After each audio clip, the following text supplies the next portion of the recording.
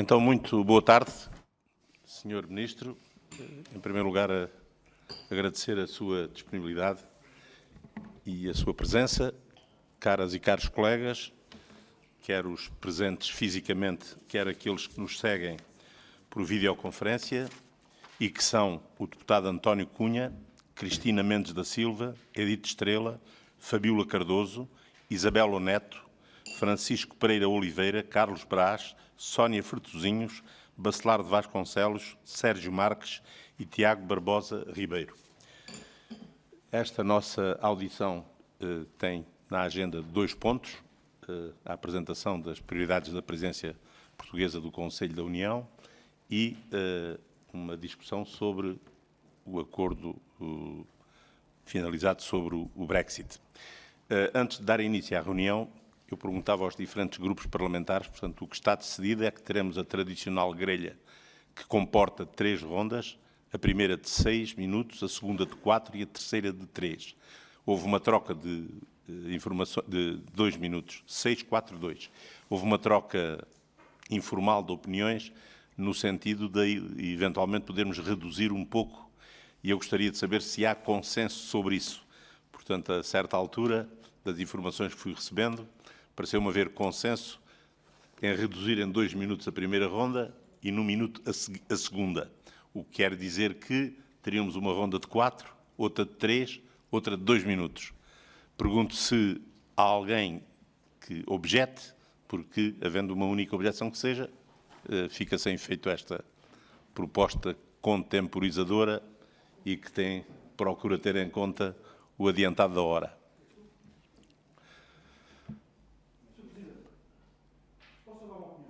Por favor, é que eu não estava aqui na sala e não sou coordenador. Não era mais fácil juntar a terceira com a segunda? E não... A proposta que está em cima da mesa é esta, Sr. Deputado. Ok. Todas as outras já foram super discutidas. Portanto, a questão é a seguinte.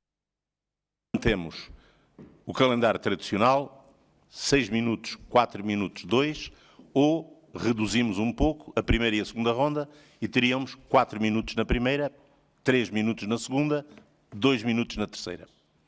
O que eu pergunto é que se esta proposta tem objeção de algum grupo parlamentar.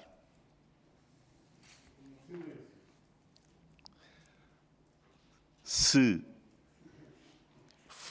for o caso de não haver objeção, então assim iremos proceder. Portanto, o Sr. Ministro tem 10 minutos para fazer uma apresentação inicial e depois os grupos terão este tempo e o Sr. Ministro o tempo semelhante para responder. 4, 3, 2. Sr. Ministro, tem a palavra. Muito obrigado, Sr. Presidente, Senhoras e Srs. Deputados. Muito boa tarde, boa noite. E a primeira palavra é de agradecimento por terem aceito realizar esta reunião a uma hora tão vespertina, mas a razão que conhecem é muito simples. Tive uma reunião que estava já marcada com o Ministro dos Negócios Estrangeiros da Turquia, que só terminava às 18h30. As prioridades da presidência portuguesa são simples e são já hoje suficientemente conhecidas para eu poder ser breve na sua apresentação. Essas prioridades podem ser descritas, podem ser sumariadas em 3 grandes objetivos. O primeiro objetivo é apoiar os planos de recuperação da economia europeia, ao mesmo tempo alimentando com eles a transição verde e a transição digital das nossas economias, mas também dos nossos serviços e da nossa administração pública. O segundo grande objetivo é reforçar politicamente a ênfase que a Europa sempre dá e deve continuar a dar à sua dimensão social, na medida em que o modelo social europeu não é um obstáculo ao crescimento da economia e do emprego na Europa, mas, pelo contrário, é o motor de crescimento da nossa economia e da nossa capacidade de gerar emprego. E o terceiro objetivo é contribuir para o reforço da autonomia da Europa, mas não da autonomia de uma Europa que ilusoriamente pensasse que valorizaria a sua posição no mundo fechando-se, mas, pelo contrário, a autonomia de uma Europa suficientemente aberta ao mundo, isto é, que compreende que o reforço da sua autonomia tanto passa pela sua reindustrialização e pelos seus programas de encurtamento das cadeias de produção e abastecimento de bens críticos, como passa pela sageza da gestão das suas relações geopolíticas e da utilização de todos os instrumentos que reforcem essas relações, designadamente os acordos de comércio e investimento. Essas são as 3 prioridades essenciais da nossa presidência, que nós declinamos em 5 linhas de ação. Uma tem a ver com a resiliência da Europa, não apenas em termos económicos, mas também em termos dos seus respectivos valores e instituições. Aí entra a questão essencial do Estado de Direito. Uma segunda linha de ação que tem a ver justamente com a transição verde e a ação climática, e aí o que nós esperamos como resultado principal obtido durante a nossa presidência é a aprovação da primeira lei europeia do clima. Uma terceira linha de ação que tem a ver com a transição digital, e aí o que nós esperamos é, de um lado, iniciar o processo legislativo relativo ao que serão as futuras diretivas sobre atos digitais e sobre mercados digitais, e também reforçar a conectividade da Europa, designadamente em matéria de transmissão de dados. Um dos eventos essenciais da nossa presidência será a inauguração do cabo submarino Ela Link, que ligará a Europa à América Latina, com uma amarração na Europa no Porto de Sines e uma amarração na América Latina na cidade de Fortaleza, passando, aliás, por Cabo Verde, e daí o seu simbolismo.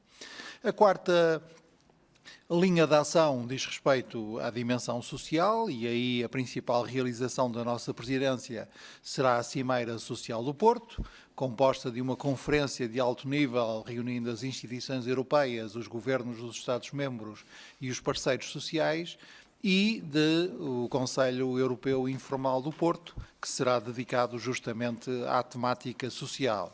Também aí o nosso objetivo é bastante concreto, é contribuir para a implementação do Pilar Europeu dos Direitos Sociais, que é uma declaração política muito importante, mas que é preciso transformar num plano de ação. E, finalmente, a última linha de ação, que nós chamamos Europa Global, tem a ver com a dimensão externa.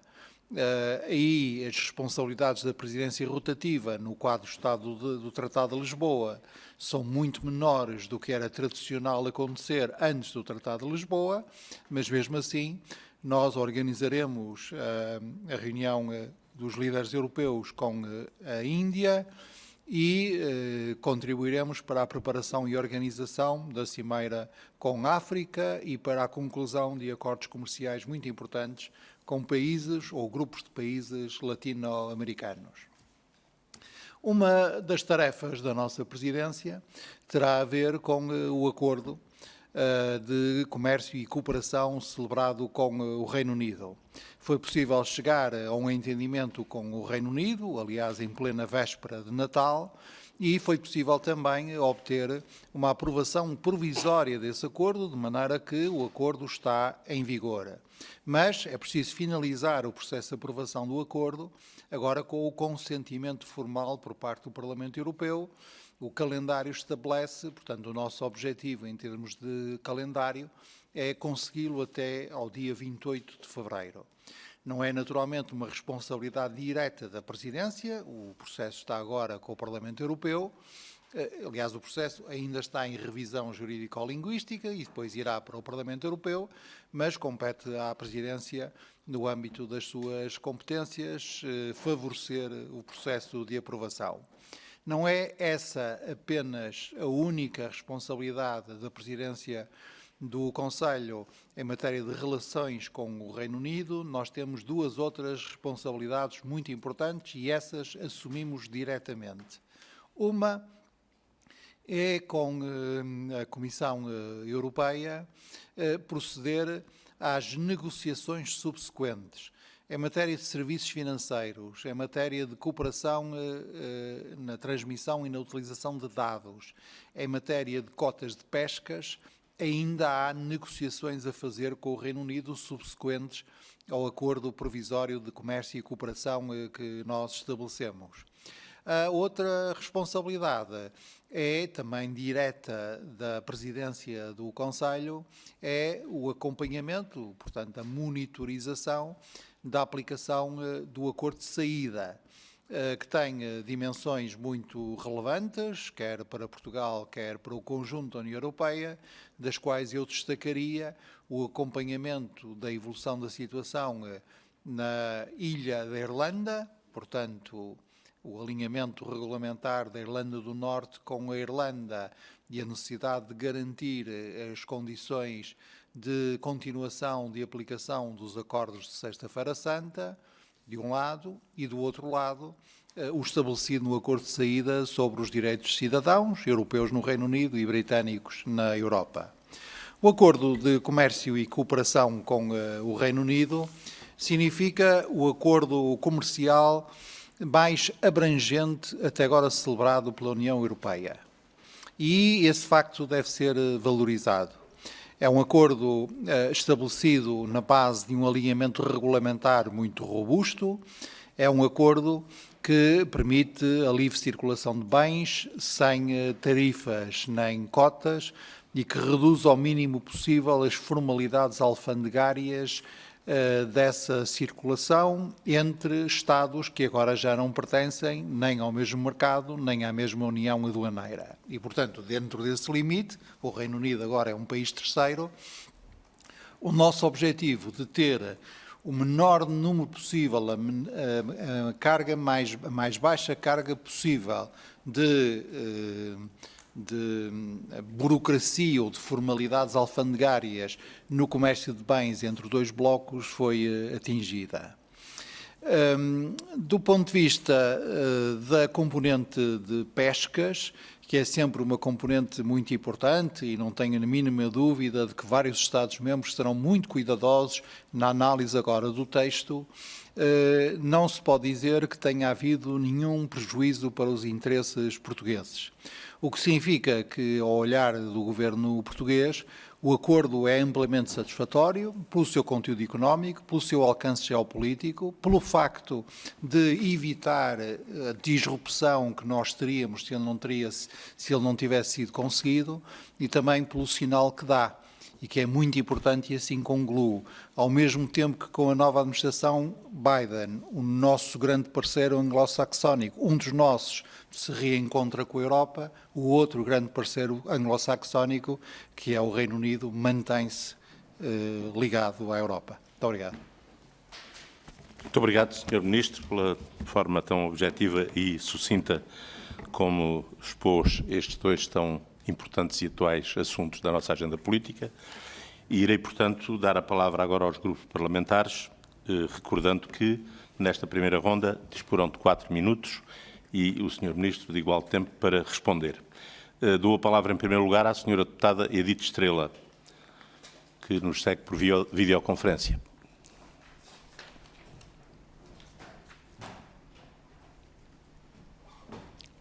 Estão-me a ouvir, senhor? Estão a ouvir? A ouvir e a vê-la. E a ver. Muito boa noite a todas e a todos, Sr. Ministro, porque disponho de menos tempo do que aquele que pensava e, portanto, vou ao concreto. Ontem o mundo assistiu estupefacto a um assalto à Casa da Democracia nos Estados Unidos da América, de que resultou a morte de 4 pessoas e vários feridos, perpetrado por um bando de insurretos instigados pelo presidente cessante. O assalto ao Capitólio interpela-nos e obriga-nos à reflexão. Em primeiro lugar, para condenar com toda a veemência o sucedido. Em segundo lugar, isto prova que a tolerância democrática em relação à atuação de um presidente demagógico, populista e que não respeita o Estado de Direito pode pôr em causa a própria democracia.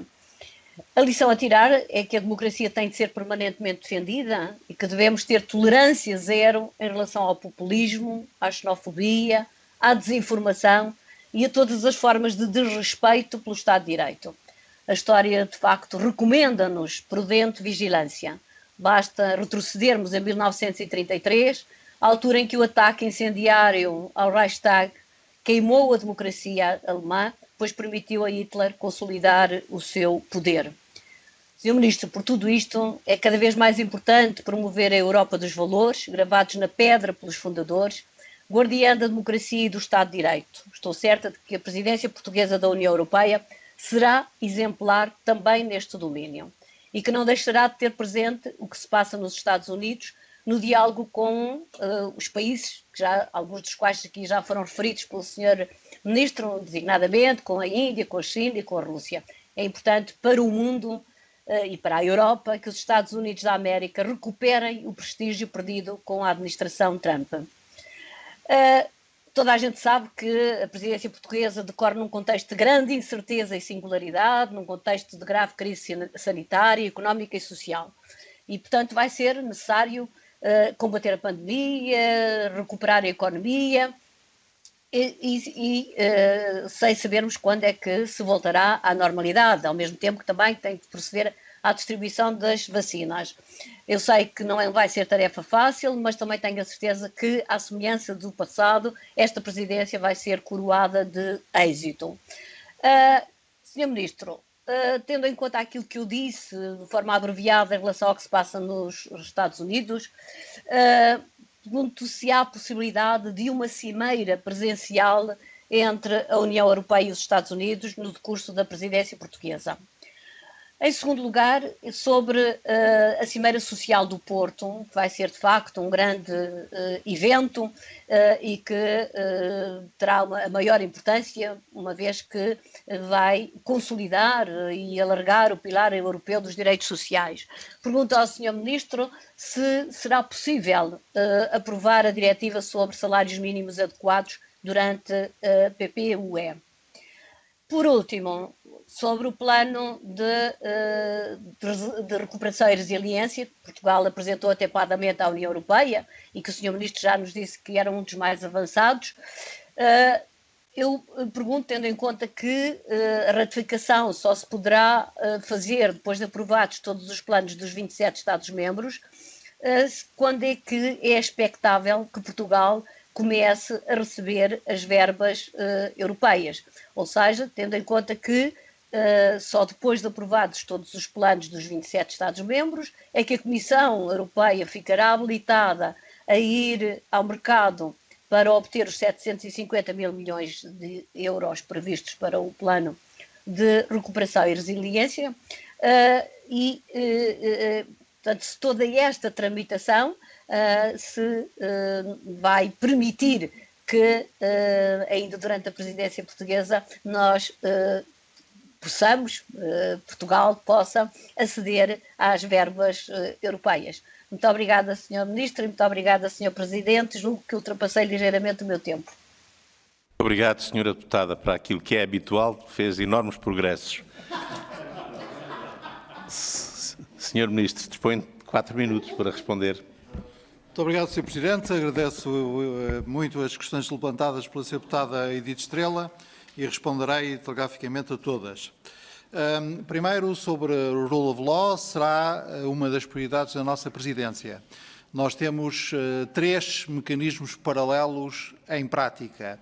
O primeiro é o respeitante à revisão anual entre pares do Estado de Direito em cada um dos países europeus e a análise aprofundada da situação em cada grupo de 5 países. Nós prosseguiremos com esse exercício, com o segundo grupo de 5 países, composto pela Alemanha, a Espanha, a França, a Irlanda e um 5º país de que me hei de recordar ainda nesta sessão.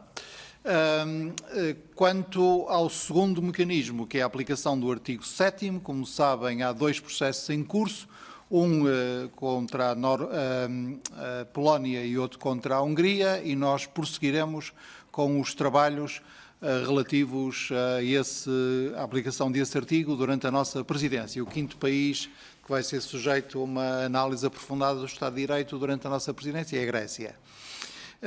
O terceiro mecanismo foi o criado pelos líderes europeus, no Conselho Europeu de julho e reafirmado no Conselho Europeu de dezembro, relativo ao mecanismo de condicionalidade inscrito no novo quadro financeiro plurianual. A aplicação desse mecanismo está sujeita à pronúncia sobre a sua legalidade por parte do Tribunal Europeu de Justiça, se algum Estado-membro, no prazo de que dispõe, suscitar essa questão.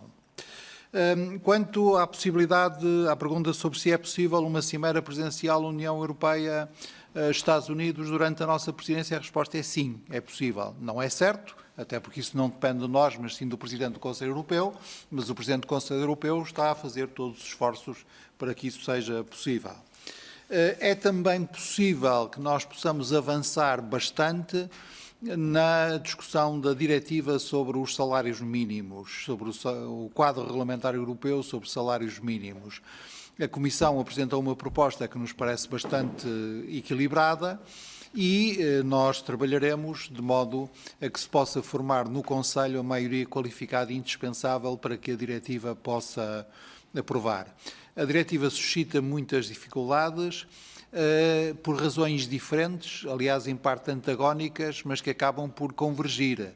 A posição dos países que têm uma grande tradição de contratação social e que não querem que uma imposição legal se substitua a essa dinâmica, os países nórdicos ou a Áustria, e os países que entendem que regulações europeias sobre salário mínimo são mais uma intromissão na sua soberania nacional e contestam essa como contestam outros avanços da Constituição Europeia, países como a Polónia ou a Hungria e outros.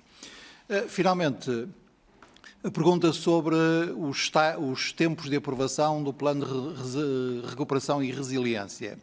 Em que ponto é que nós estamos? Nós estamos no ponto em que a decisão sobre recursos próprios, que é o que permite que aumente o teto do endividamento, está sujeita à ratificação em todos os 27 Estados nacionais. Itália e Chipre já ratificaram.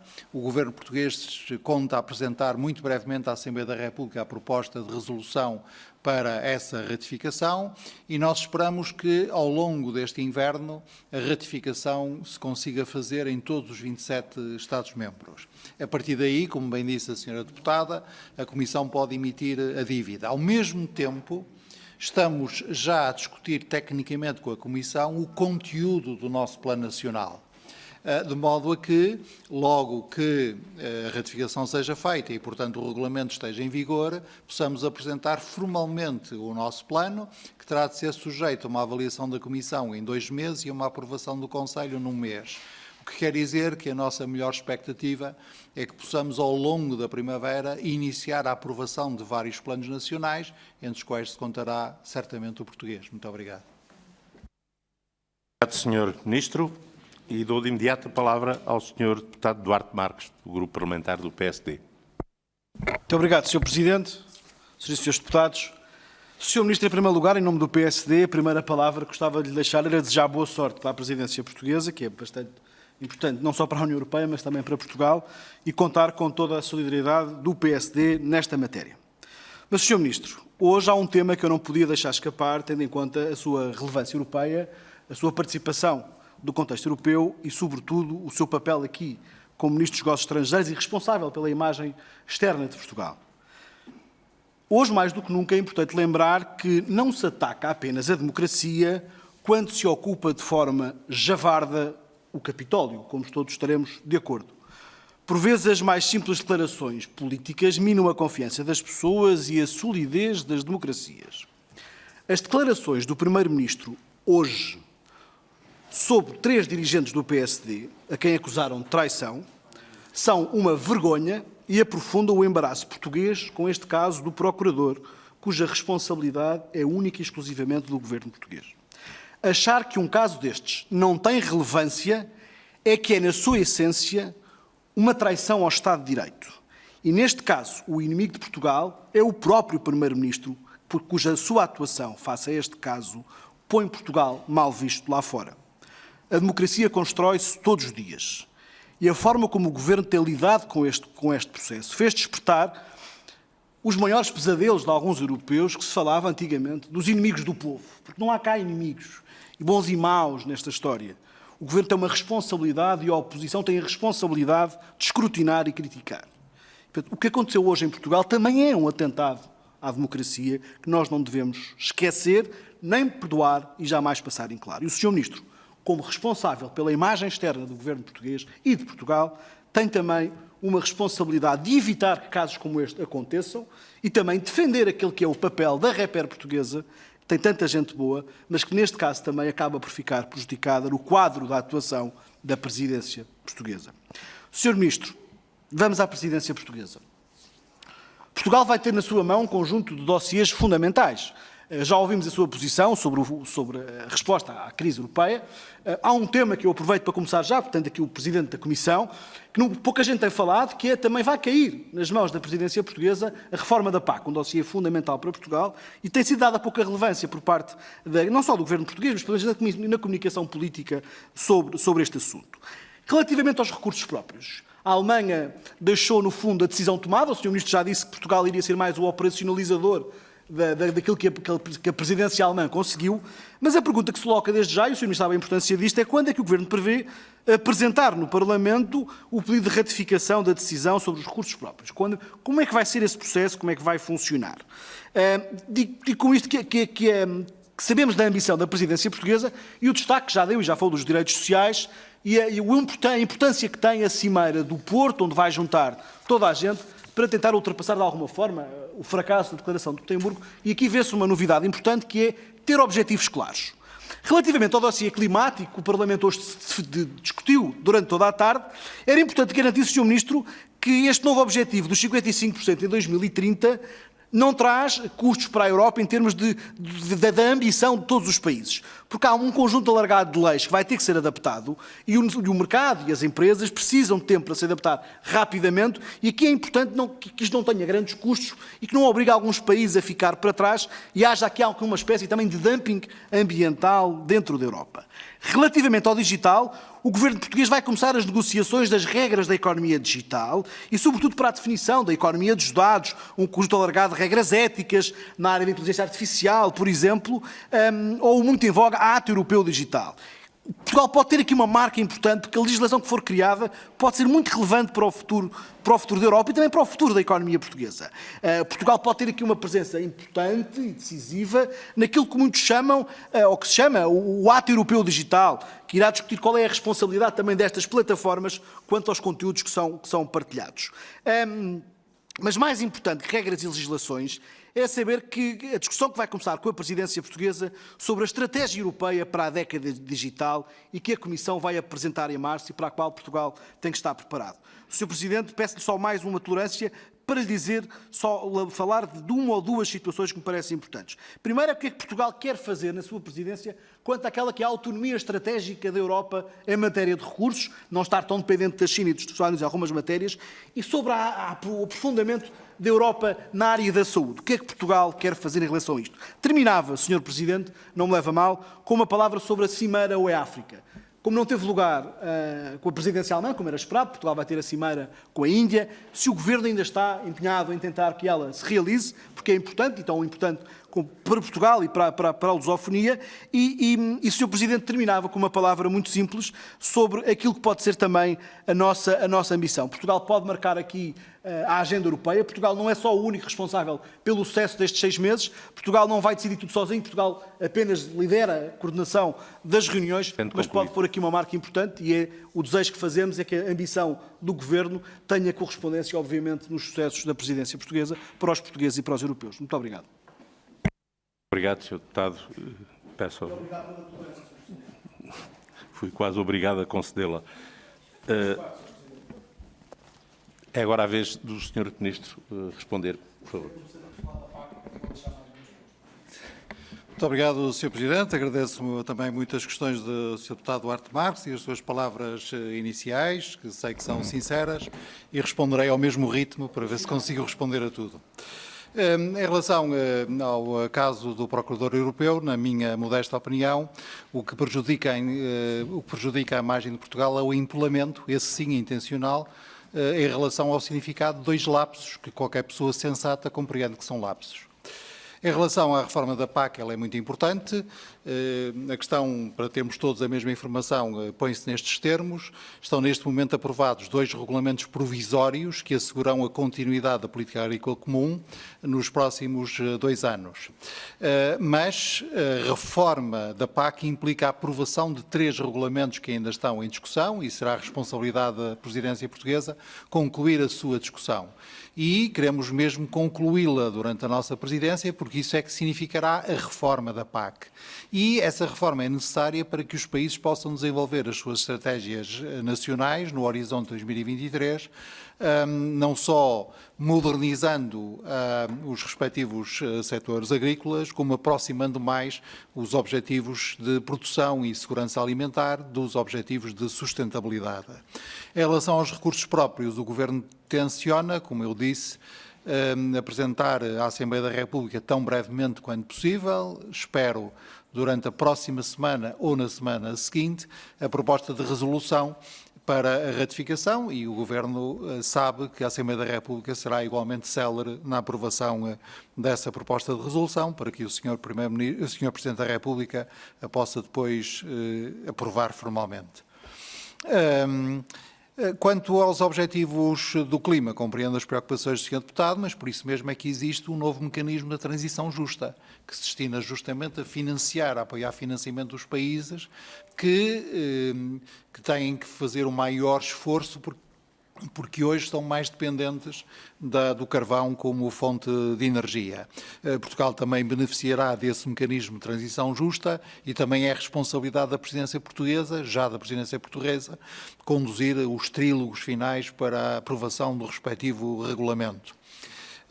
Como também compreendo as palavras do Sr. Deputado, conto com a colaboração do Sr. Deputado e já agora todo o grupo parlamentar do PSD, quer na Assembleia Nacional da República, quer no Parlamento Europeu, para evitar que nós tragamos mais custos à transição com aproximações demasiado exigentes ou até maximalistas. Não vale o esforço para chegar a um consenso sobre a redução de 55% foi muito exigente, conseguiu-se e julgo que é melhor não pô-lo agora em causa em série parlamentar.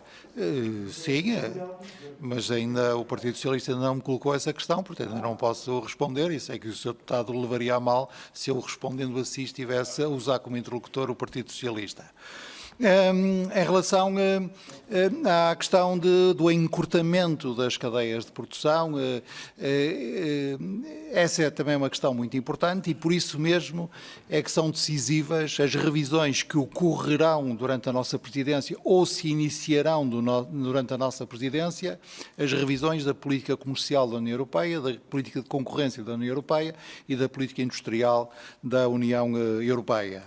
O nosso programa é também ambicioso em matéria de saúde. Nós subscrevemos ponto por ponto o objetivo expresso pela Sra. Presidente da Comissão Europeia de criar o que ela chama uma União Europeia para a Saúde e também aí se tem coisas muito concretas, acompanhar na responsabilidade que compete à Presidência do Conselho o processo de vacinação, da vacinação universal, eu sou do Porto, portanto digo vacinação abrindo A, da vacinação universal depende dos europeus, depende da plena reposição do mercado interno e da plena mobilidade no conjunto da União Europeia, como também temos 2 regulamentos para aprovar para reforçar as competências do Centro Europeu de Controlo das Doenças e da Agência Europeia do Medicamento.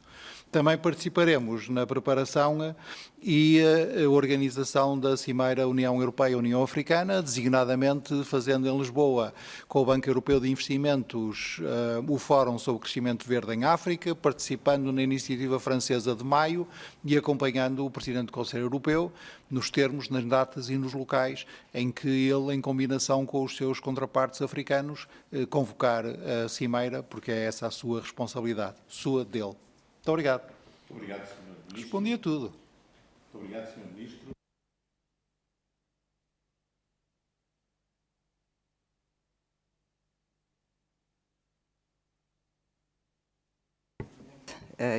Não liguei. Muito obrigada, Sr. Presidente. Muito obrigada, Sr. Ministro. Eu queria começar por pedir algumas respostas relativamente à visão e a esta ideia do mundo em que nós queremos viver, do mundo que nós queremos construir, e sabendo que Portugal tem agora na sua presidência um dos dossiês que eu considero mais relevantes e também mais sensíveis, que é o Pacto em matéria de migrações e asilo, e da leitura que nós temos feito das medidas que estão apresentadas neste projeto, suscita-nos muitas preocupações relativamente à narrativa que reconhecemos que está colocada na definição dos conceitos e das prioridades do próprio pacto.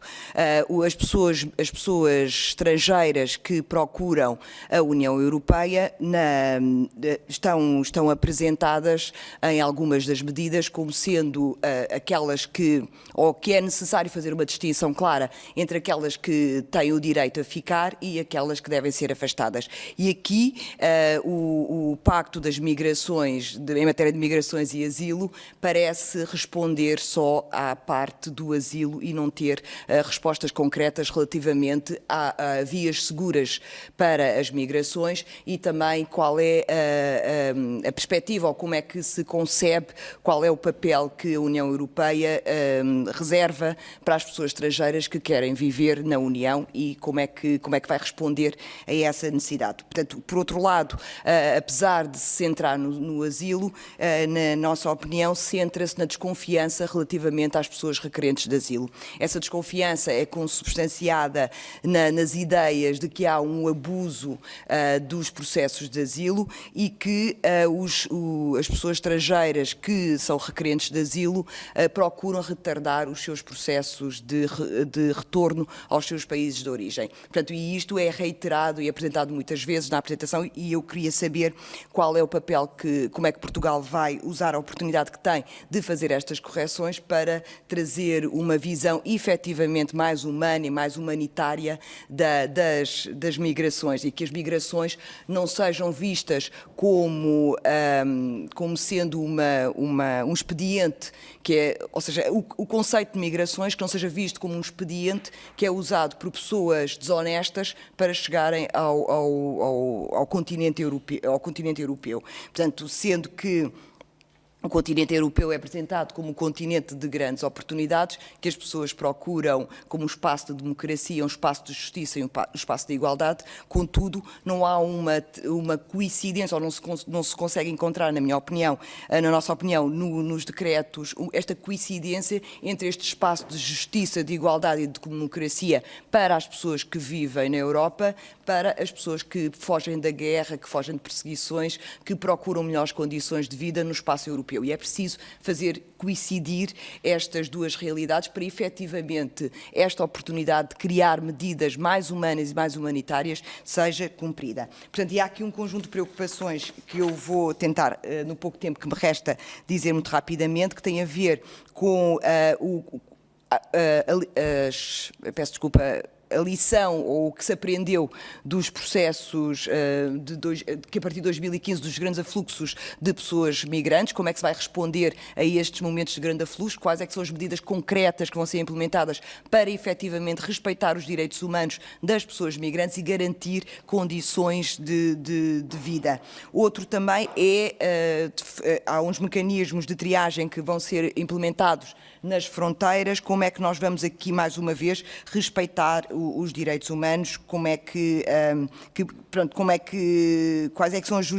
é a jurisdição que vai ser aplicada, como é que vamos ultrapassar os problemas legais que possam existir, e também a recolha dos dados biométricos é algo que nos preocupa, ou seja, quais é que são as garantias de proteção de dados das pessoas migrantes que devem ser reforçadas nos processos de fronteira. Peço desculpa, Sr. Presidente. Muito obrigado, Sra. Deputada. Sr. Ministro, tem a palavra.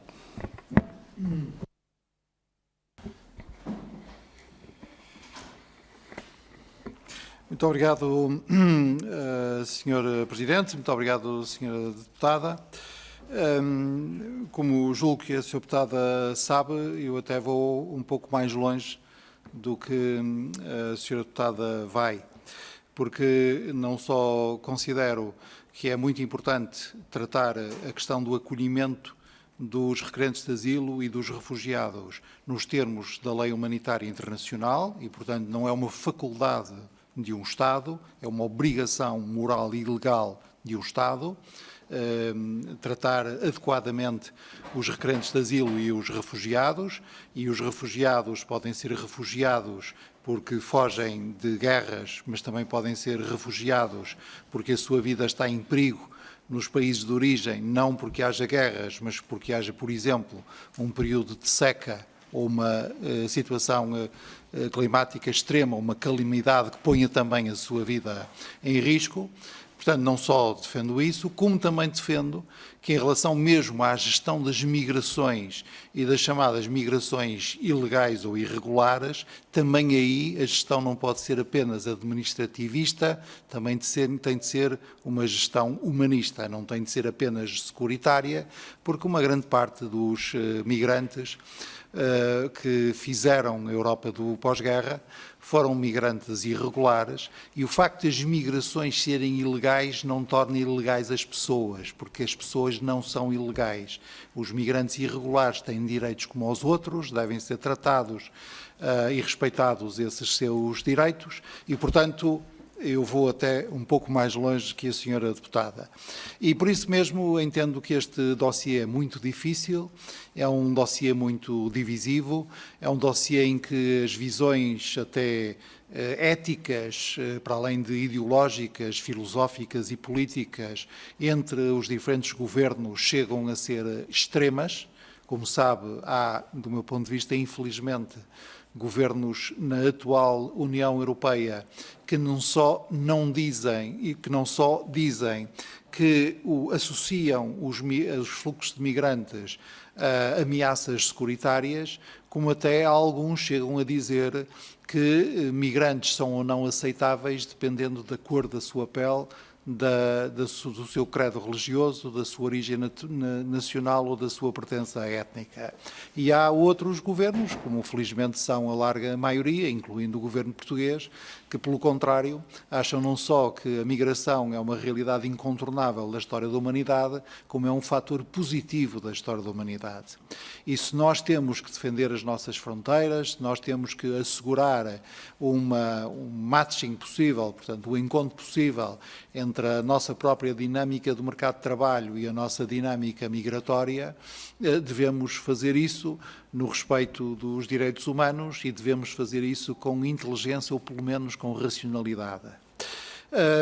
Quando nós próprios apontamos à Comissão Europeia que na proposta que foi realizada, portanto, os 11 instrumentos legislativos que foram propostos, faltava a dimensão das migrações legais, da organização das migrações legais, a resposta que recebemos não deixa de ter algum sentido, porque a resposta é muito prática, é dizer, mas isso nós já temos, o que nos falta é aquilo que agora apresentamos. Agora, é muito importante que a dimensão externa das migrações, que é, aliás, a área em que o consenso se forma mais facilmente, possa avançar, quer na dimensão de cooperação para o desenvolvimento, quer na dimensão das dinâmicas de retorno e readmissão, quer na dimensão dos acordos bilaterais entre a União Europeia e diferentes países, do ponto de vista da gestão dos canais legais da migração. E para países como Portugal, só faz sentido discutir readmissões e retornos se discutirmos ao mesmo tempo canais legais de imigração, porque senão os nomes podem ser bonitos, mas na prática o que estamos a fazer é o refolemão que não queremos nem podemos. Obrigado.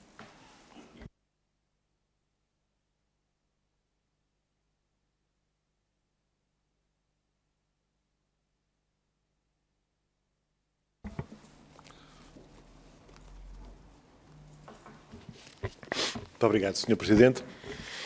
Sr. Presidente, senhoras e senhores deputados, eu quero começar por cumprimentar o Sr. Ministro, agradecer as informações que tem vindo a transmitir nesta reunião sobre estas duas questões principais, o processo atual, o estado atual, perdão, do processo no que diz respeito às negociações entre a União Europeia e o Reino Unido, e principalmente em termos de agenda, as questões da presidência portuguesa da União Europeia, sendo que essa matéria, de certa forma, tem vindo a ser abordada, digamos, nos debates na Assembleia, e recordo-me de em outubro, mesmo no plenário da Assembleia, termos feito com o Governo um debate sobre esta questão. Portanto, é inevitável retomarmos algumas das questões tratadas nestes debates. Eu queria começar por sublinhar uma ideia que tem a ver com o aspecto das intervenções do Sr. Ministro há pouco, sobre as questões laborais, sociais, de saúde, etc., que estão nos objetivos da presidência portuguesa, porque nós temos considerado e reafirmamos que a presidência portuguesa deveria constituir um momento para afirmar a necessidade de elevação dos direitos laborais e sociais, com medidas concretas e com opções concretas. Não é a primeira vez, certamente, que o Sr. Ministro nos ouve alertar para o problema da redução das fasquias, do abaixamento das fasquias e das referências do ponto de vista dos direitos sociais. E, portanto, a questão da diretiva do salário mínimo pode ou não ser um momento em que este problema se coloca em cima da mesa. Até, por exemplo, nos mecanismos de definição quantitativa dos salários mínimos. Esta semana tivemos esta discussão aqui na Assembleia, em relação à diretiva ela própria.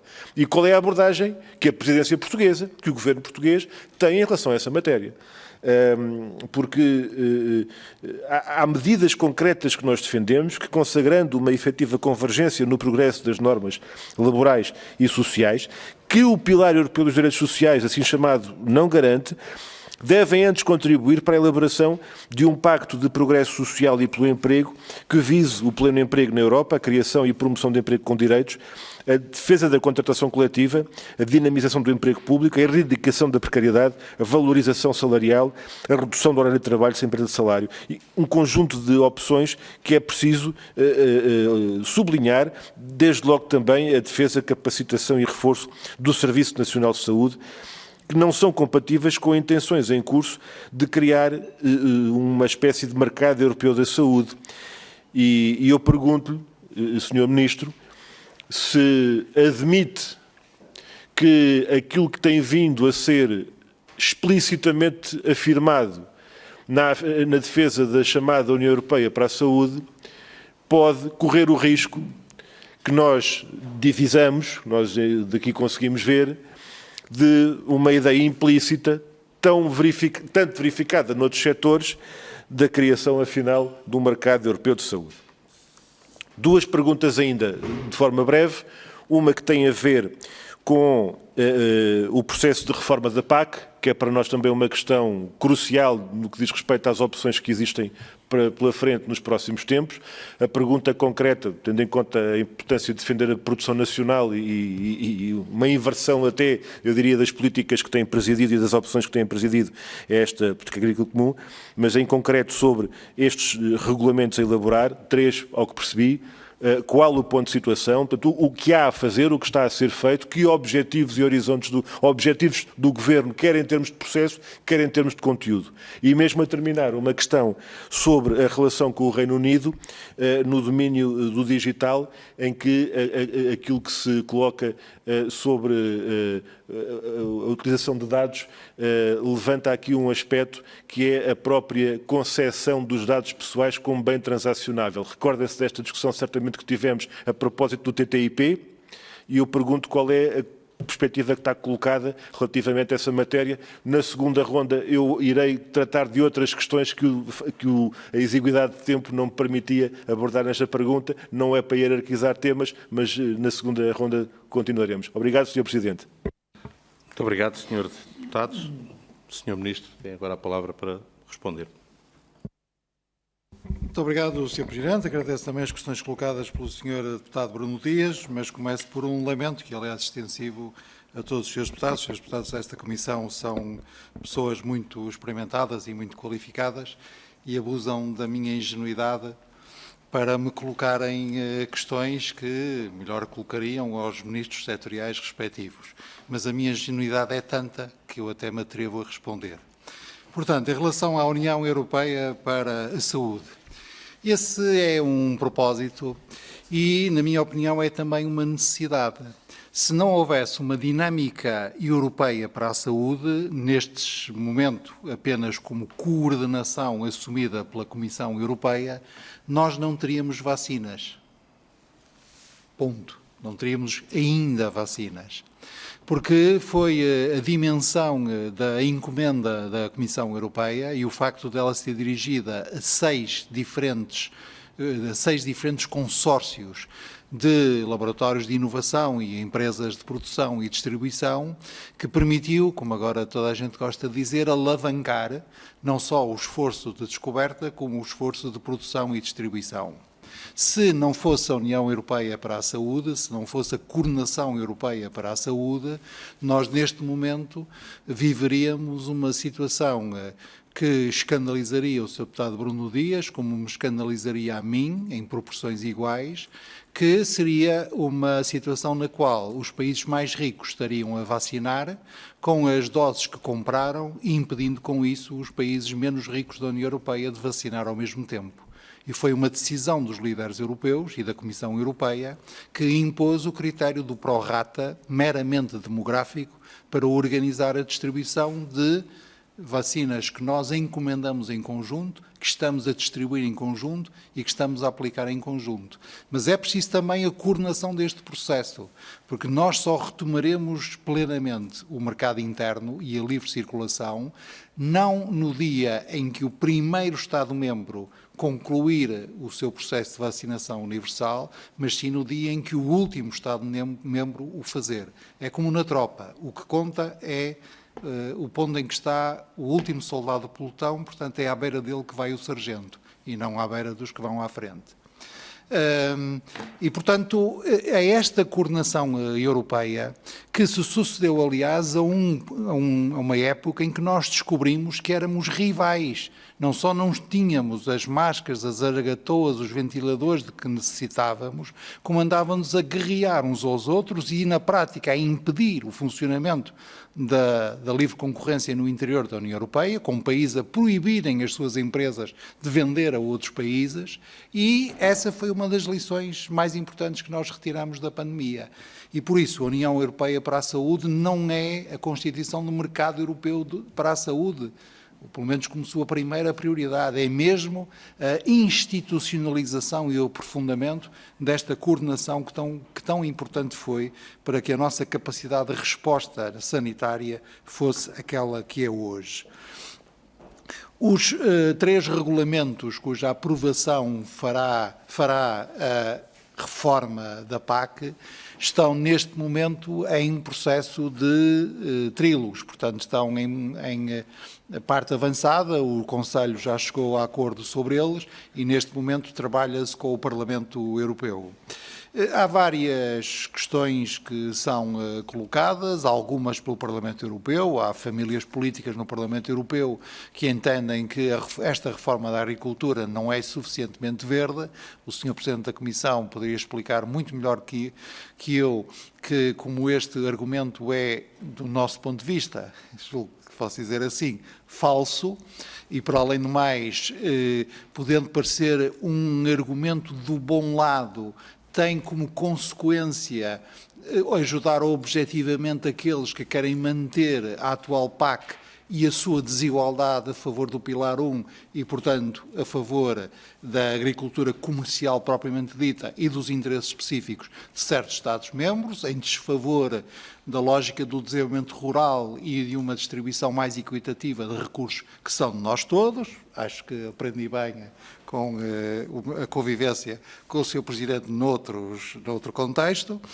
E em relação aos dados pessoais, pois a negociação com o Reino Unido, que não pôde concluir-se em fins de dezembro, é morosa exatamente porque o standard, o padrão que conta, é o padrão europeu em matéria de proteção de dados pessoais, que, como o Sr. Deputado sabe, é muito exigente. Aliás, é um elemento igualmente importante do que nós chamamos a transição digital para a nossa presidência, a Declaração de Lisboa, Democracia com propósito digital, ou a transição digital com propósito democracia digital com um propósito que nos propomos aprovar na conferência que vamos realizar em Lisboa. Obrigado, desculpe. Obrigado, senhor. Muito obrigado, Sr. Ministro. E foi por isso que eu fui tão tolerante, não é? Senhor Ministro e senhores deputados, portanto, concluímos a primeira ronda.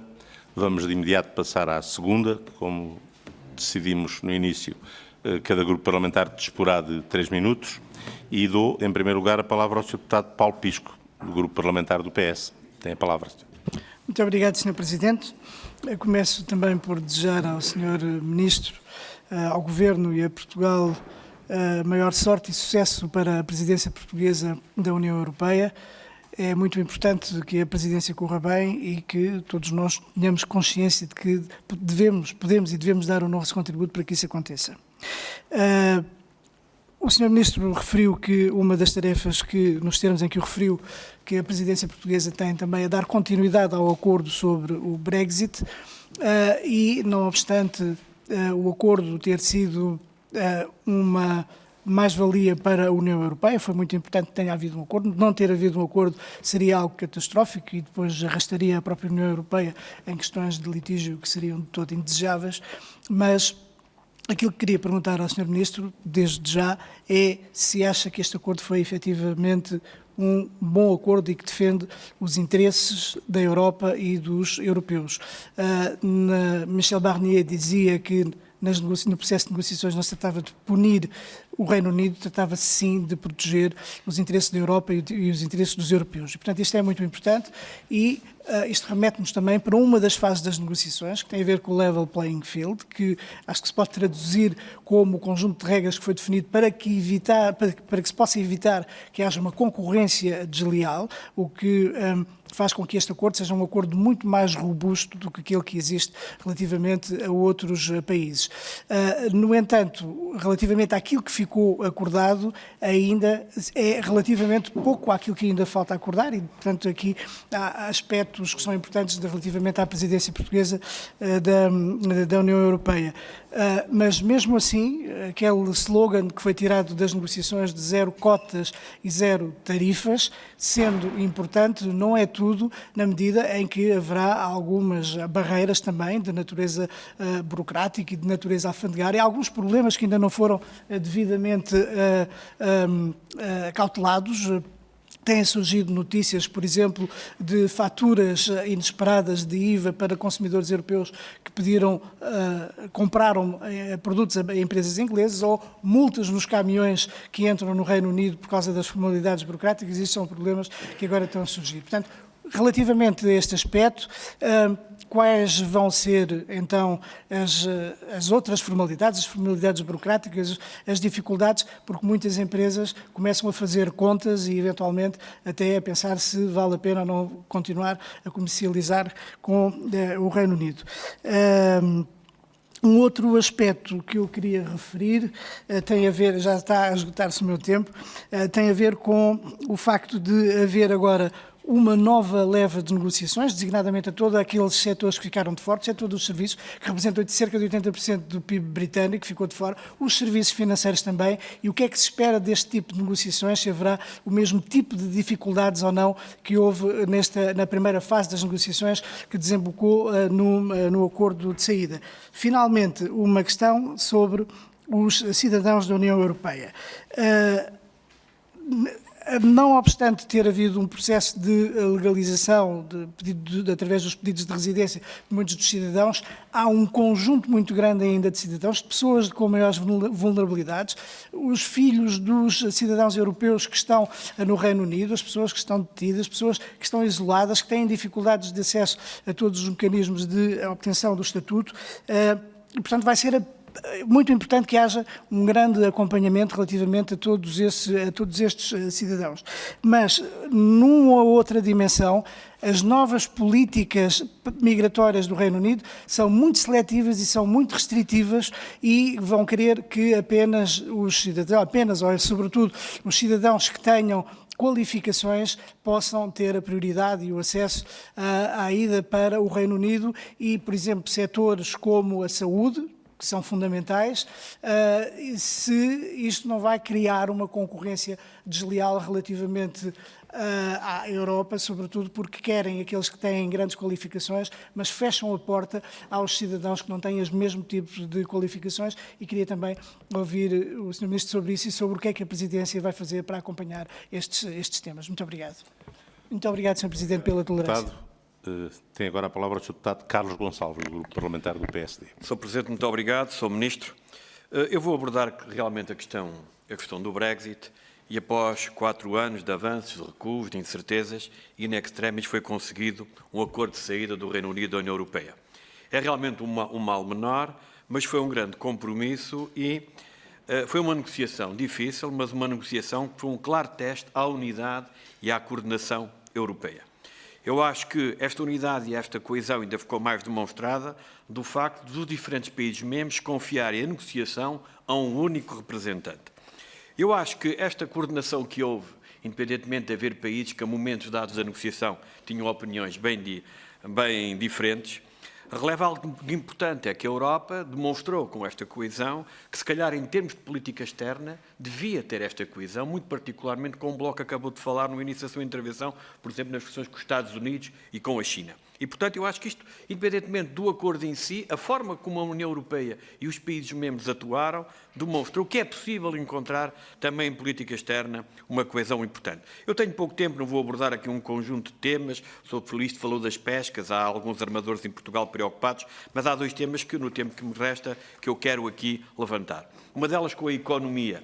Não no aspecto mais geral, mas concretamente para as empresas. É verdade que isto é um conjunto de desafios para as empresas portuguesas. Este acordo evitou, nomeadamente, as taxas aduaneiras, mas vai haver formalidades e vai haver obstáculos administrativos, que podem ter consequências na circulação das mercadorias e na fluidez do comércio. É verdade que as grandes empresas, os grandes grupos, não vão ter grande dificuldade em ultrapassar os obstáculos, mas as pequenas e médias empresas, nomeadamente aquelas que estão habituadas a trabalhar com um país da União Europeia, vão ter aqui um grande desafio, e por isso a pergunta que lhe deixo é o que é que o Governo entende fazer no sentido de, através do Estado, mas também em parcerias eventualmente com ações empresariais, encontrar formas de apoiar na orientação, no aconselhamento, na informação destas PMEs para poderem realmente ultrapassar estas formalidades que podem ser complicadas para pequenas estruturas e que são a base, muitas vezes, da nossa economia. Dizer também, relativamente aos portugueses, falar da questão do registro de residências. Já tive a oportunidade várias vezes de interpelar o Sr. Ministro, mas novamente o faço porque sabemos agora, segundo informações que me foram facultadas pelo Ministério dos Negócios Estrangeiros, que há um pouco mais de 300 mil portugueses que já procederam a essa inscrição. Eu continuo a dizer que ainda há muitos portugueses que não procederam a essa inscrição, dado que os números que nos apontam é que poderá existir uma comunidade na ordem dos 400 mil, e não utiliza aqui alguns números que foram utilizados precisamente nesta comissão noutros tempos, utiliza os 400 mil mais razoável. E realmente há um número que o Governo me enviou que realmente só me pode deixar preocupado. O Governo diz que há 323 mil portugueses cujo cartão de cidadão tem uma morada a residir no Reino Unido.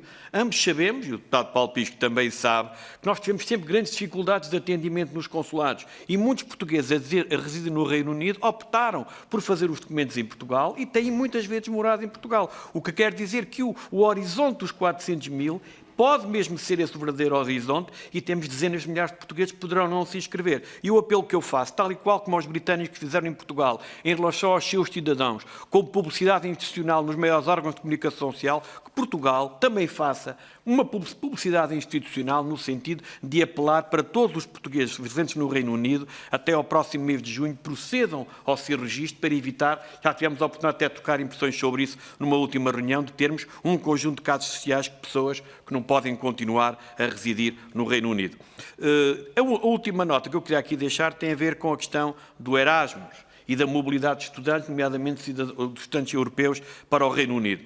O Reino Unido tem realmente um ensino superior de prestígio, é um destino importante para muitos estudantes portugueses e que agora não vão poder beneficiar do Erasmus. Isto é uma decisão simbólica que até se pode compreender na forma como os britânicos geriram esta negociação, mas é verdade que, felizmente, mantiveram-se no horizonte da Europa, o que permite garantir a presença dos nossos investigadores e muitas pessoas do mundo académico, mas toda a gente me diz que é fundamental que os estudantes portugueses possam continuar a ir para o Reino Unido. Até porque este grupo de portugueses na investigação e no mundo académico tem sido essencial na relação entre instituições universitárias, para as empresas, para a nossa economia e para a presença de Portugal num país onde vivem 400 mil. E, portanto, a pergunta que eu deixo é se a Europa tem algum plano alternativo para manter essa mobilidade, dado que os custos do ensino universitário no Reino Unido são altíssimos, e caso a Europa não tenha, se Portugal tem algum plano para permitir que os portugueses, os jovens portugueses, possam voltar a estudar. E agradeço. Posso só dizer uma última nota ao Sr. Presidente? Isto tem a ver com a Comissão. Eu queria aqui realçar o seguinte. Esta Comissão dos Assuntos Europeus acompanhou o processo do Brexit desde o seu início. E em 2 legislaturas. Chegámos aqui até a receber um negociador-chefe 2 vezes. Eu penso que também é um trabalho que iremos continuar agora durante a presidência portuguesa. Muito obrigado. E iremos ter ainda o negociador Michel Barnier numa iniciativa no âmbito da COSAC, na nossa presidência, ainda até ao final deste mês, que é precisamente a data em que o Sr. Barnier cessa as suas funções. Agora, a seguir, tem a palavra a Sra. Deputada Fabíola Cardoso, do Bloco de Esquerda. Muito obrigada, Sr. Presidente. Cumprimentar todos os presentes, agradecer ao Sr. Ministro todas as informações que já foram aqui prestadas, relativamente quer às prioridades da presidência portuguesa, quer ao acordo de comércio e cooperação. Gostava de colocar algumas questões relativamente a este acordo, que será também acompanhado na presidência portuguesa, uma presidência portuguesa que não começa da melhor maneira, mas que esperemos que, de facto, seja bem sucedida. O exemplo do acordo conseguido é inspirador num mundo em que assistimos a episódios como aquele que assistimos ontem. É de facto necessário que a Europa seja um exemplo em termos de democracia e de relações com os outros países, o que este divórcio amigável parece indiciar. É um acordo que não é só um acordo comercial, apesar disso também ser importante para setores como as pescas ou os vinhos, que são importantes para a agricultura portuguesa, que necessita também de se adaptar e de se reformar a estes níveis, mas um acordo que tem também aspectos relativos aos cidadãos, e é isso que o Bloco de Esquerda está particularmente atento, nomeadamente à garantia da qualidade de vida e dos direitos dos cidadãos portugueses que trabalham no Reino Unido. Há algumas dúvidas, disse-nos aqui na sua apresentação que ainda havia aspectos para negociar. Gostava que pudesse esclarecer que se considera que os direitos, nomeadamente dos trabalhadores portugueses que exercem no Reino Unido, estão garantidos ou se haverá problemas relativamente a esses direitos num futuro próximo, uma vez que parece haver ainda algumas restrições, algumas dificuldades no acesso ao registro das residências. Uma segunda questão mais próxima diz respeito ao agravamento da situação Covid no Reino Unido, que levou a novas restrições e foi decretado um confinamento quase total em várias regiões, com uma duração que ainda não é devidamente conhecida. Isto está a obrigar os cidadãos a permanecerem nas suas residências e poderá pôr em causa o direito constitucional dos portugueses que residem no Reino Unido a exercer o seu direito de voto nas eleições presidenciais que se avizinham. Sabendo que é impossível, por lei, exercer esse direito de voto por correspondência e ainda aceitando que isso exigiria uma alteração legislativa para que isso fosse possível, mas neste momento gostaria de questionar o Sr. Ministro quais são as medidas que estão a ser levadas a cabo para garantir o direito constitucional dos cidadãos portugueses a exercer o seu direito de voto. Essas medidas incluem negociações com o Reino Unido, estão a ser já implementadas, que diligências estão em curso para garantir, por exemplo, se não houver outra solução legalmente possível, para garantir a liberdade de circulação que permita o exercício do direito de voto. Muito obrigada. Muito obrigado, Sra. Deputada. E para terminar esta ronda, dou agora a palavra ao Sr. Deputado Bruno Dias. Muito obrigado, Sr. Presidente, senhoras e senhores deputados. Sr. Ministro, eu gostaria de ainda regressar a questões e a respostas do Sr. Ministro há pouco. O Sr. Ministro explicou que é necessário que haja União Europeia para a saúde, porque se não fosse a União Europeia para a saúde, não havia neste momento vacinas. Portanto, aquilo que não existe é o que permite que haja vacinas, por isso é que temos que criar aquilo que não existe. Há aqui uma contradição em termos. O Sr. Ministro diz que é preciso criar a União Europeia para a saúde, porque se ela não existisse, não havia vacinas. O que existiu foi coordenação. Estamos todos de acordo, de certeza absoluta. Coordenação é uma coisa. A União Europeia para a saúde, naquilo que ela pode significar de mercado europeu para a saúde, é outra coisa. O Sr. Ministro também afirmou o que está em causa, e a União Europeia da Saúde não é o mercado europeu para a saúde, e depois acrescentou, pelo menos na sua primeira prioridade. Eu pedi-lhe me esclarecesse em que prioridade é que ela vai, relativamente ao mercado europeu. Pronto. Por outro lado, a questão do programa Erasmus. Eu julgo saber, e sabemos todos, que o programa Erasmus, na sua aplicação, não estou a falar das decisões bilaterais e de relacionamento com países terceiros, mas sabemos que o programa Erasmus, na sua aplicação, e até em Portugal temos estudantes de outros países, que não está fechada a participação de estudantes dos Estados-membros da União Europeia. E, portanto, a questão que eu queria colocar, porque de facto há estudantes de países terceiros que na cooperação relativamente ao chamado Erasmus Plus, muito obrigado, Mundos, perdão, têm essa outra integração e essa outra participação. E eu gostava de colocar uma questão que tem a ver com o âmbito de envolvimento para que, neste caso, o processo de saída do Reino Unido não significasse um corte nessa matéria. E qual é o ponto de situação em relação a isso? Porque, vamos lá ver, uma coisa são as decisões de manutenção e continuidade em programas, como já aqui foi referido, a questão que era do horizonte de 2020, que terá continuidade. Outra coisa é, esta matéria concreta, é um aspecto que pergunto se está em cima da mesa no processo de contacto com o Reino Unido. Queria, finalmente, pedir uma informação sobre a perspectiva da presidência portuguesa e do governo português em relação ao processo do acordo de livre comércio com o Mercosul. Há vários Estados-membros que anunciaram a rejeição desse acordo nos seus termos atuais. Nós temos uma perspectiva bastante crítica por vários motivos, e há várias questões que têm a ver com as questões ambientais, etc. Nós também destacamos a questão dos setores produtivos nacionais.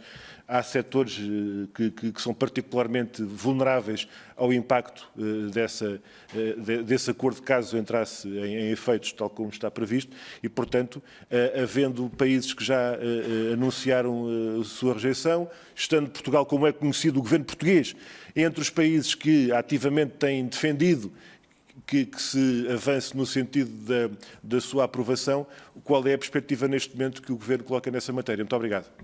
Muito obrigado, Sr. Deputado. O Sr. Ministro tem agora para responder em conjunto até 12 minutos, mas naturalmente que terei de dar idêntica tolerância se houver necessidade disso. Muito obrigado, Sr. Presidente. Espero não ser necessária tal tolerância.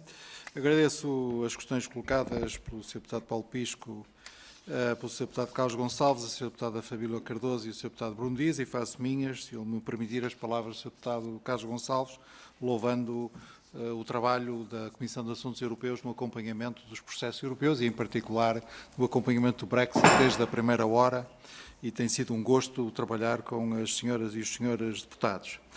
Na nossa opinião, o acordo com o Reino Unido é um bom acordo, mas não é o ótimo.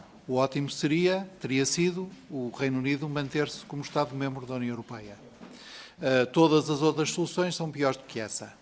Agora, a solução de haver um acordo com o Reino Unido é muito melhor do que a sua alternativa, que era não haver nenhum acordo. Aliás, basta ver o que aconteceu nos últimos dias do mês de dezembro para perceber bem o que seria se não houvesse acordo. Mas insisto que o acordo, para além da sua importância económica, tem uma importância geopolítica evidente. Seria um absurdo, disse-o não sei quantas vezes, que no preciso momento em que a América regressava a uma boa relação com a União Europeia, o outro grande parceiro anglo-saxónico se afastasse sem mais. Do ponto de vista do conteúdo do acordo, o acordo é bom para Portugal. É muito bom para Portugal que o comércio de bens se possa continuar a fazer com o mínimo de fricção possível. Aliás, é mesmo um mínimo de fricção. Como as senhoras deputadas e os senhores deputados se recordarão, foi-nos prometido o caos na segunda-feira passada, ele não aconteceu, e não aconteceu porque mesmo as formalidades de natureza alfandegária e de circulação entre países que já não estão unidos pelo mesmo mercado existam, foi possível aligeirá-las o mais possível e houve uma relativamente fácil adaptação de empresas e de trabalhadores a esse ponto, de tal forma que a única preocupação que hoje verdadeiramente existe são as restrições à possibilidade de transporte de comida por parte dos nossos motoristas, devido às dificuldades em transportar produtos de origem animal. E isso, para mim, é um problema, porque, evidentemente, não podemos obrigar os profissionais a serem vegetarianos, senão por opção. Os serviços financeiros constituem um dos pontos em que não foi possível chegar a acordo, e um dos pontos em que esse acordo é mais difícil, de tal forma que o nosso único compromisso acabou por ser tentar chegar até ao fim de março a um memorando de entendimento. Um memorando de entendimento é, digamos, uma declaração conjunta sem poder vinculativo, na qual as partes se comprometem, mantendo toda a sua liberdade de ação, a um conjunto de atividades comuns ou um certo nível de convergência. E porquê? Porque é justamente no domínio dos serviços financeiros que o alinhamento regulamentar é mais difícil. O alinhamento regulamentar não é uma mania da União Europeia, muito menos uma mania do Sr. Michel Barnier. Ele tinha um mandato claro sobre isso. Porque se o comércio se faz sem nenhuma restrição quantitativa, zero cotas, e sem nenhuma alcavala alfandegária, zero tarifas, então é necessário que haja condições estritas de concorrência leal, no que diz respeito aos auxílios de Estado, no que diz respeito aos estándares laborais, no que diz respeito aos estándares ambientais, ou no que diz respeito às exigências em matéria de direitos sociais e de relações de trabalho. Evidentemente que ninguém imagina, Boris Johnson disse-o muitas vezes ao longo destes anos, e ninguém imagina que o Reino Unido vai agora retroceder e tornar-se um país não europeu, do ponto de vista civilizacional, porque vai desatar a ignorar as exigências ambientais, os direitos sociais, as garantias de segurança alimentar e outras. Há áreas, aliás, em que muitas vezes o Reino Unido foi o primeiro país europeu a atingir patamares elevados. E, portanto, no que diz respeito ao alinhamento regulamentar indispensável para que o comércio de bens seja o mais livre possível, nós, a experiência diz-nos que podemos estar bastante tranquilos. Já quanto às questões de natureza financeira, toda a gente sabe que é real o risco do que, um pouco por graça, outro por, digamos, vigor metafórico, nós muitas vezes chamamos o projeto da Singapura em Londres. E, portanto, o Reino Unido, quando decidiu sair da União Europeia, decidiu abdicar de um instrumento essencial para a sua City, que é o chamado passaporte financeiro, a possibilidade de os operadores financeiros sediados no Reino Unido trabalharem livremente, sem nenhuma restrição, em todo o mercado, todos os mercados financeiros europeus. E, portanto, aí, como diz o povo, as coisas fiam mais fino, porque aí há mesmo um risco de desalinhamento regulamentar e esse desalinhamento regulamentar pôr em causa as condições de concorrência leal. Toda a gente sabe a importância que assume as ideologias de natureza neoliberal na organização do setor financeiro do Reino Unido e toda a gente sabe o processo de desindustrialização em que aí, infelizmente, o Reino Unido também foi pioneiro. Quanto ao registro de cidadãos, que é uma preocupação de todas as senhoras deputadas e os senhores deputados e também minha e pessoal. Nós já discutimos os valores, eu já expliquei quais são as fontes que utilizo e o que é que elas me dizem, e de acordo com as fontes que nós temos de estimativas para o número de portugueses residentes no Reino Unido, os valores do registro até agora são muito confortáveis. À data em que falamos, já passaram os 317 mil. Mas isso não é grande consolo para mim, porque se houver 14 que ficaram por registar, esse é que é o problema. E nenhum dos senhores deputados me vai dizer felicitamo-lo, porque só 14 ficaram por registar, vão pôr-se em cima de mim, metaforicamente, dizendo o que é que você está a fazer para os 14 que ainda não conseguiram registar. Portanto, isso aí já andamos aqui há muito tempo para não ter ilusões. Nós temos procurado canais de informação, mas as sugestões que os senhores deputados apresentaram são sempre muito úteis, até porque são de deputados do Círculo e, portanto, conhecem melhor que ninguém, e certamente melhor que eu próprio, a realidade das coisas, porque nós, de facto, temos que chegar ao máximo possível do ponto de vista do registro. Eu que gosto sempre de olhar para as dificuldades partindo das realizações, lembro-me sempre da primeira conversa que tive em Londres com o então Ministro dos Estrangeiros, Boris Johnson. A minha principal preocupação era dizer-lhe: Boris, já te mostraram, nós tratávamos por tu, e tratamos, aliás, o que, aliás, falando inglês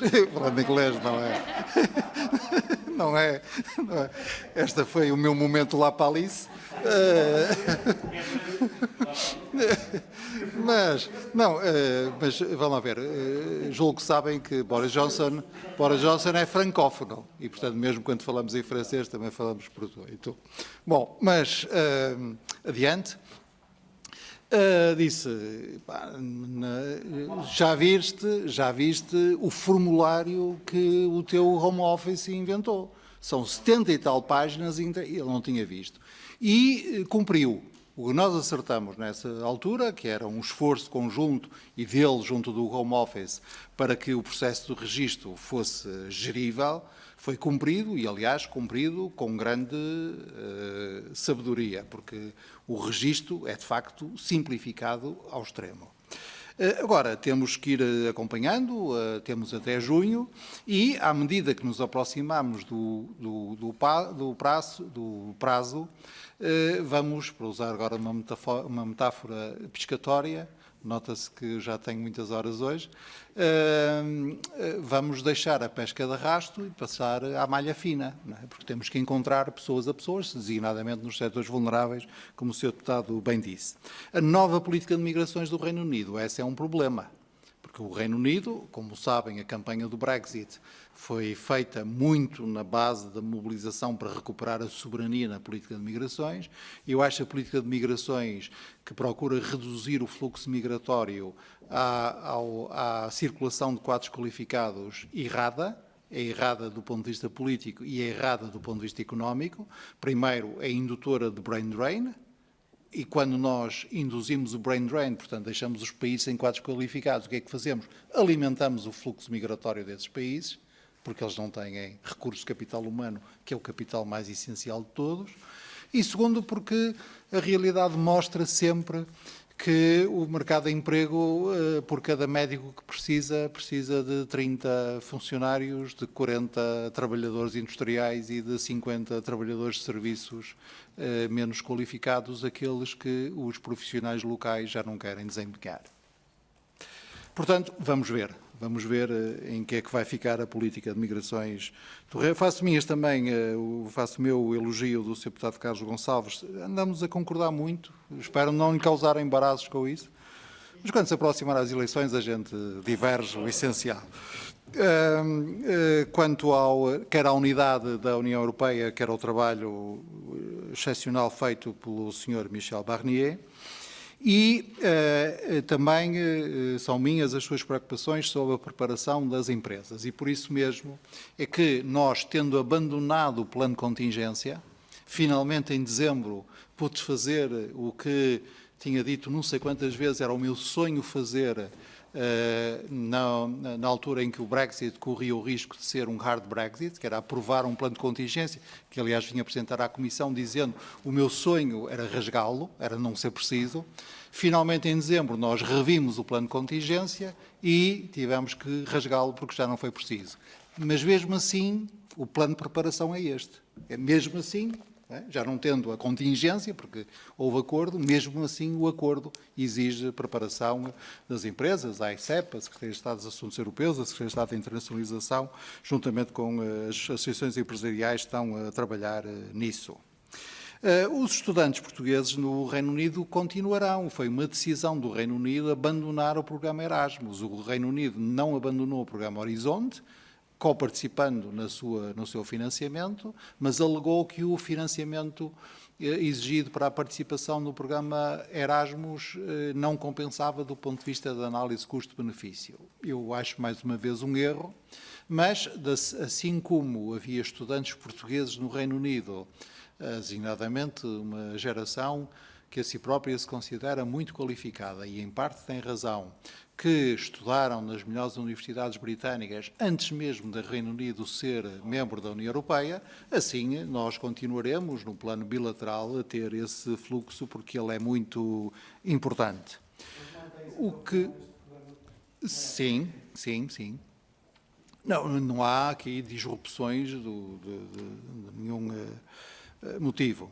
Eu talvez não tenha exprimido mal na minha primeira intervenção. Nós não temos que negociar, enquanto Presidência Europeia, os direitos dos cidadãos que ficaram salvaguardados no acordo de saída. Nós temos é que verificar que os direitos estão a ser cumpridos. Portanto, é um elemento de, como agora se diz, monitorização e não de negociação. O que está negociado em relação aos direitos dos cidadãos está negociado e está bem negociado.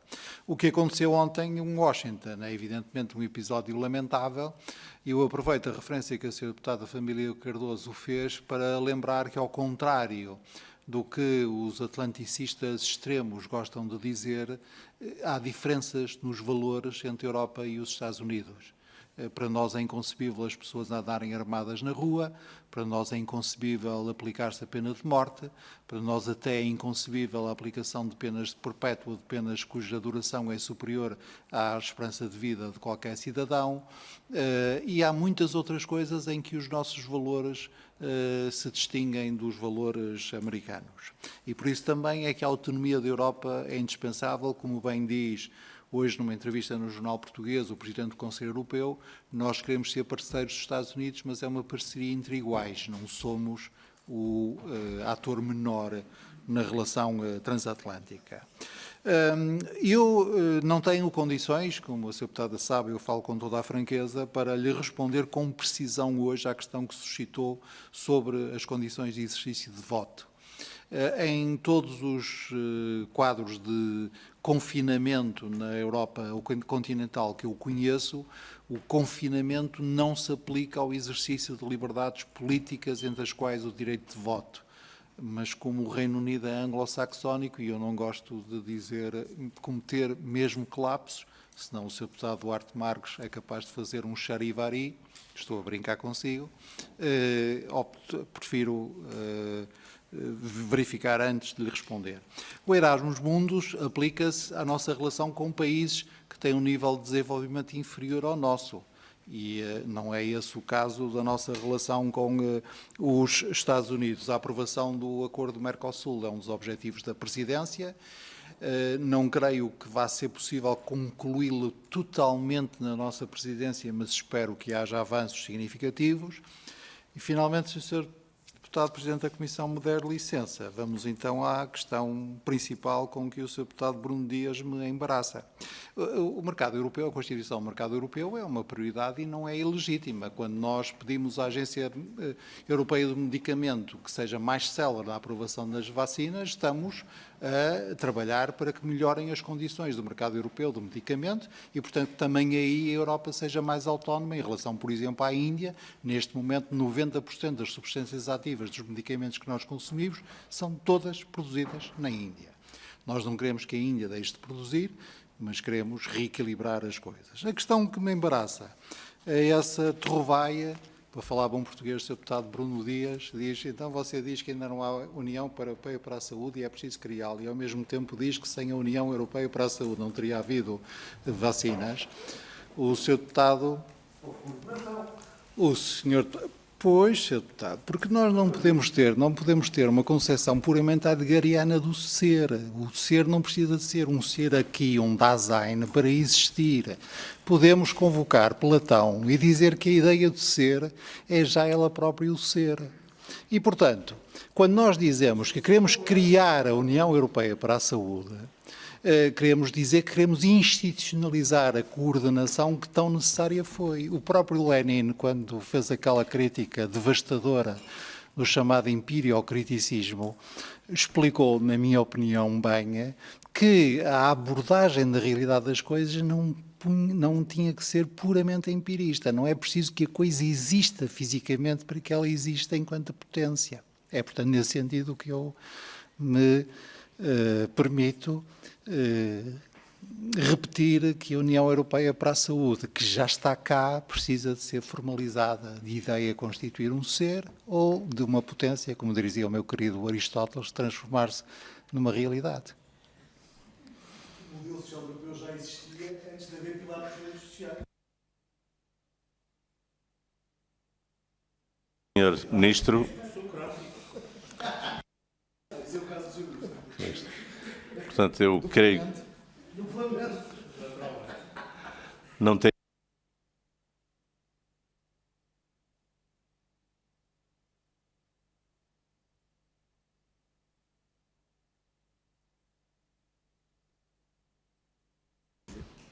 Faz favor. Se mais ninguém pretende usar da palavra, uso eu.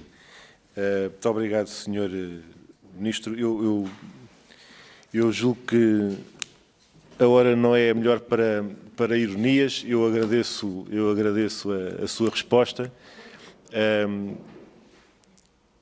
As opções políticas onde divergimos estão precisamente no sentido da liberalização, que antes de se concretizarem materialmente, passaram como é evidente, pelo campo das ideias. E o senhor acaba de confirmar, com o brilhantismo que lhe é habitual, que o que está de facto em causa ainda não se materializou, mas é uma ideia de mercado europeu da saúde. Nós, com toda a seriedade e com toda a frontalidade, temos manifestado as nossas preocupações, até desde logo olhando e aprendendo com o que tem sido o resultado do mercantilismo e da liberalização que tem vindo a ser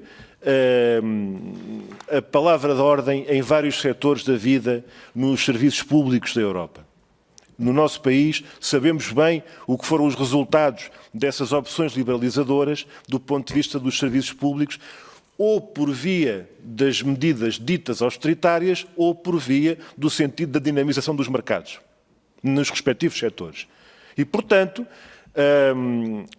idealismos, materialismos ou empiriocriticismos à parte, a leitura política que nós fazemos é baseada na realidade e na matéria, que é aquilo que tem sido a materialização das ideias e das políticas. É disto que nós falamos.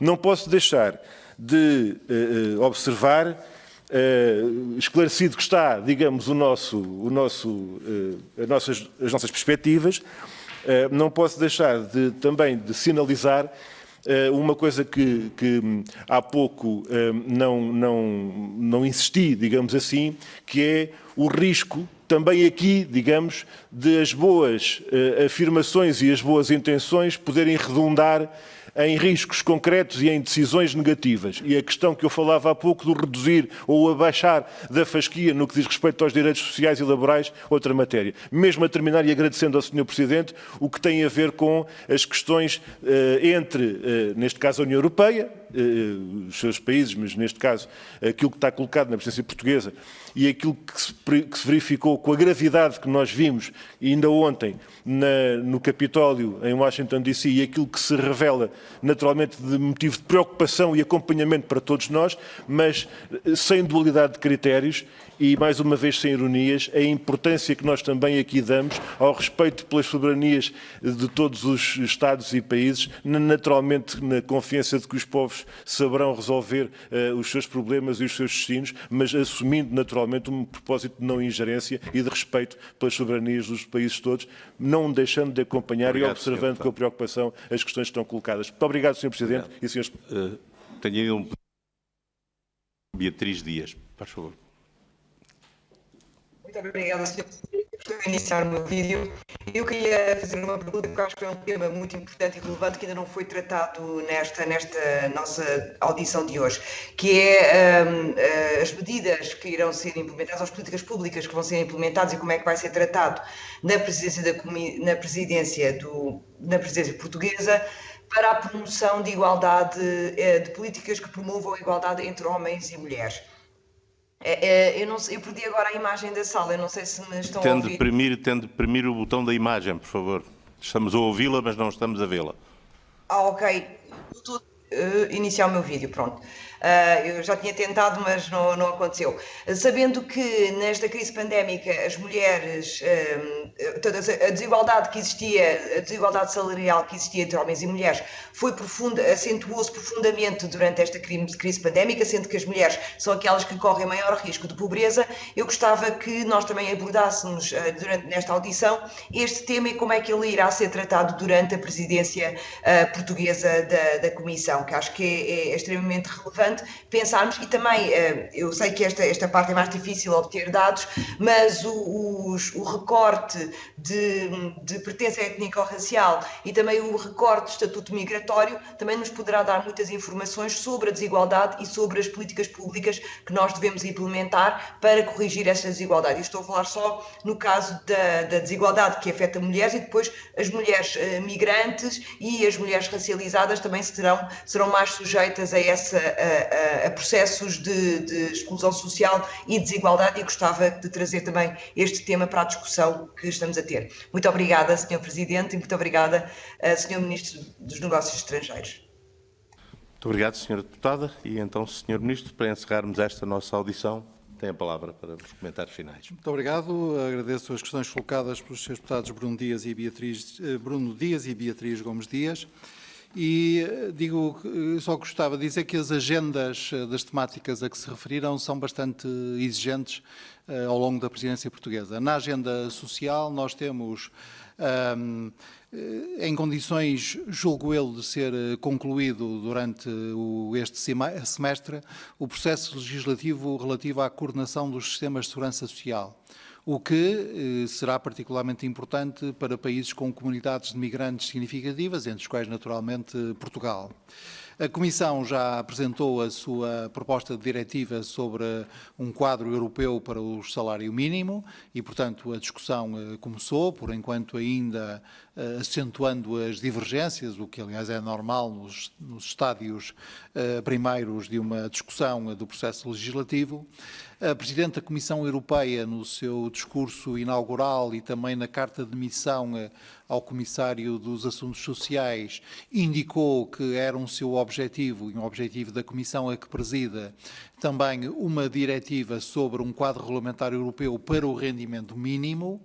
Essa proposta ainda não foi apresentada, não sabemos se será apresentada durante a nossa presidência, não tem que ser, porque o programa da Comissão é para 5 anos e a Comissão ainda vai no seu segundo ano, mas se for, Portugal terá todo o gosto em iniciar essa discussão e também esperamos uma comunicação da Comissão Europeia sobre a chamada Garantia Europeia para a Infância.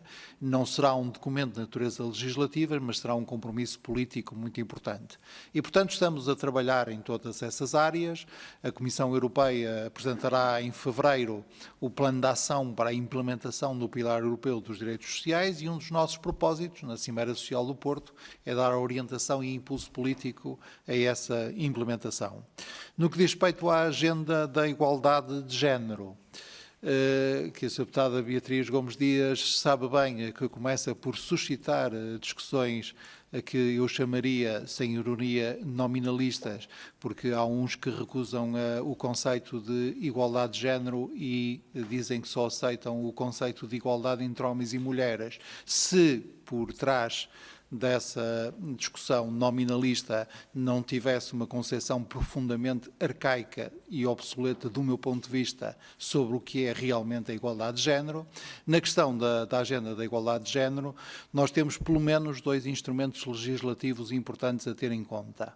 A proposta de diretiva que já está em discussão, chamada Mulheres nas Administrações, portanto, sobre o equilíbrio de género nas empresas privadas ou públicas, e a proposta que se espera a todo o momento sobre a transparência salarial, que será um instrumento poderosíssimo para aferir da igualdade de género num setor essencial, como é o setor das remunerações.